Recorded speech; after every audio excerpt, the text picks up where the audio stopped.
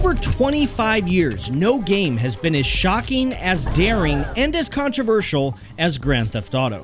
So today, come with me as we investigate the GTA mods that Rockstar has slammed the ban hammer on, over and over and over again. We'll talk about what exactly these mods were, why they were banned, and what that all actually means for GTA 6. So without further ado, let's jump right into it. Going all the way back before the hype of GTA 6 to the original Grand Theft Auto, hobbyist modders built custom maps, weapons, skins, cars, and more. As the scene grew in popularity alongside the games, modding quickly became a core part of GTA's DNA. It extended the lifespan of so many GTA games, creating insane value for players. And look at GTA San Andreas, a 20-year-old game still getting mods released in 2024. Despite all that, modding has also come at the cost of some huge and expensive headaches for Rockstar, not to mention angering everyone from parents to politicians. In fact, let's start there. One of the first times Rockstar went after modders was in 2005 for the infamous Hot Coffee mod. Modders discovered a minigame that was cut from the original release of San Andreas, and all it took to add the minigame back in was a small tweak to the game's code. Normally you'd think, okay, that's no big deal, it's a minigame, how bad could it be? Except the minigame was a poorly animated recreation of the thing your parents did to make you, if you know what I'm saying. And if you knew that, that's great, but there's more to that story. See, the odd thing was that the mod wasn't super popular at first, only having a couple thousand downloads. It wasn't until the large-scale media panic popped off that anyone cared, shooting downloads to over 1 million. The GTA Garage server pushing 7 terabytes a month. The situation gets funnier because Rockstar initially blamed a group of hackers for hacking the base game and building the minigame from scratch. They tried to throw their modding community under the bus, only to backtrack once they got caught lying by the ESRB. The minigame and its code was found on the game's disc. And then things only got worse, with a re-rating by the ESRB to adults only, and a ban in Australia, which was reverted once Rockstar removed the minigame's code. But it was too little too late, and they got hit with a $20 million class action lawsuit. And while this didn't destroy Rockstar in the long run, it did have long-reaching effects on the modding scene and the larger overall games industry. For example, the ESRB was almost put under direct government control. Because, fun fact, the ESRB is just the games industry regulating itself. And even though modders dodged the blame for Hot Coffee, they were scared Rockstar would eventually retaliate, but Rockstar would actually go on to celebrate modders, featuring mods like Zombie Invasion and GTA 3's Liberty City for GTA 4 on their blog, which makes their next move even more puzzling. In 2017, OpenIV, a popular modding tool for the GTA series for over a decade, received a cease and desist from Take-Two. Take-Two said it was because OpenIV allows third parties to defeat security features in GTA Online. The problem? OpenIV enabled single-player mods too, and in a ton of Rockstar games like GTA 5 and 4, episodes from Liberty City, and even Max Payne 3. So if you were just enjoying a single-player mod in GTA 5 or 4 and then wanted to hop on with the boys for a GTA Online heist, you'd be surprised by this alert screen. Of course, this didn't sit pretty with players, sparking huge blowback for Rockstar.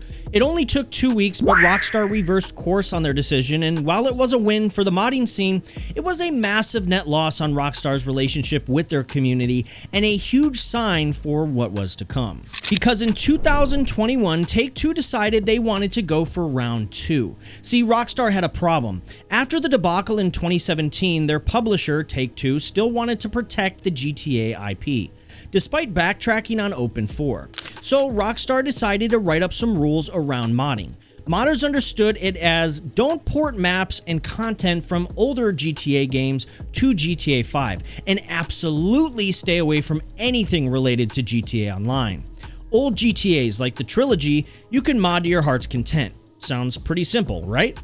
Well, Take-Two got sneaky. because in 2019 they updated their rules, adding a no making new games, stories, missions, or maps clause.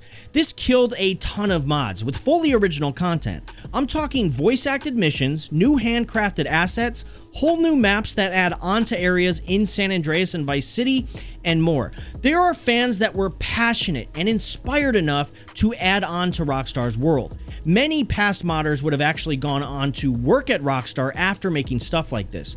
It was a huge smack in the face, and again, it got even worse. Because remember how I said you can mod to your heart's content? Yeah, they went after mods that have been around since those games were released. I'm talking mods that have been around for almost 20 years. GTA Underground brought Liberty City maps and Vice City maps into San Andreas and added maps from Manhunt 1, 2, and Bully. GTA Liberty City brought GTA 3's maps into Vice City. Other mods brought PSP exclusive games like Liberty City Stories and Vice City Stories into San Andreas. Remember, these mods came out even before GTA 5, so why go after them in 2021? Why all the secrecy? Well, it's because Take-Two was gearing up to release Grand Theft Auto The Trilogy, the Definitive Edition, marketed as the greatest GTA games now available in 4K with modern gameplay updates, all on your console for only $59.99. So it started to make sense why they took down so much modded content from these old games. It was a fear of competition. And while this angered the modding community, the release and failure of the Definitive Edition infuriated everyone. It became blatantly obvious that Rockstar and Take-Two only made these moves to boost the sales of a poorly planned remaster that was rushed through development. So rushed, in fact, that they took the game off from sale for a few days to remove files unintentionally included. That content, according to modders, the hot coffee sequence. Talk about irony. Sadly, this new stance they've taken seems like the future of Take-Two and Rockstar, and we were about to see it. If you're unfamiliar with FiveM, it's a mod specifically for GTA Online that allows for a more customized experience, thanks to proper dedicated servers, better car models, and new maps, all without the downsides of griefers in GTA Online. It's even better if you're someone that enjoys role-playing, otherwise known as GTA RP. Just open up the GTA 5 directory on Twitch, and at the top you'll see roleplay streams dominating over GTA Online.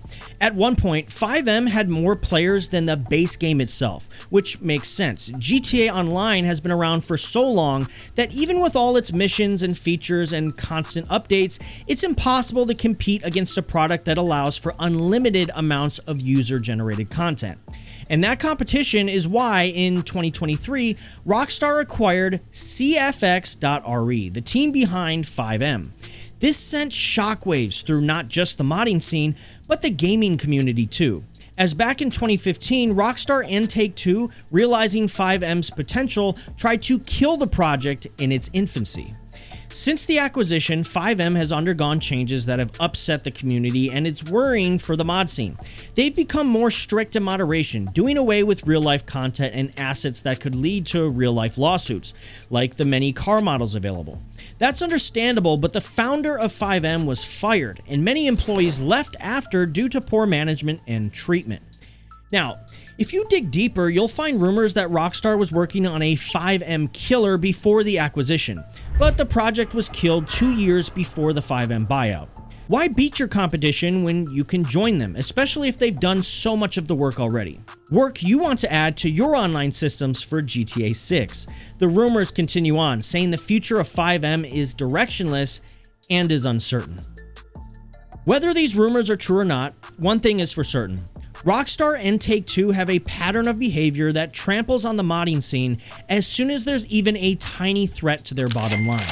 While I'm certain GTA 6 will be a great title that lives up to the hype, that smashes all sorts of records, there's a certain air of death for the modding community. See, there's a larger trend here. Despite modding being responsible for whole new games and genres, it's not really a thing anymore in the modern gaming landscape. So in parallel, despite modding contributions to GTA's DNA, the modding community might take its last breath with the release of GTA 6.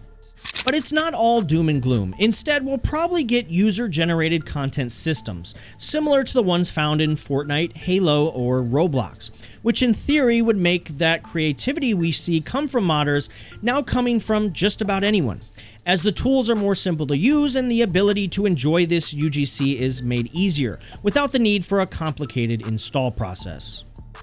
I hope you enjoyed this dive into Rockstar and the modding scene. These videos are always interesting to make, so if you feel the same way watching it, hit that sub button and drop a like.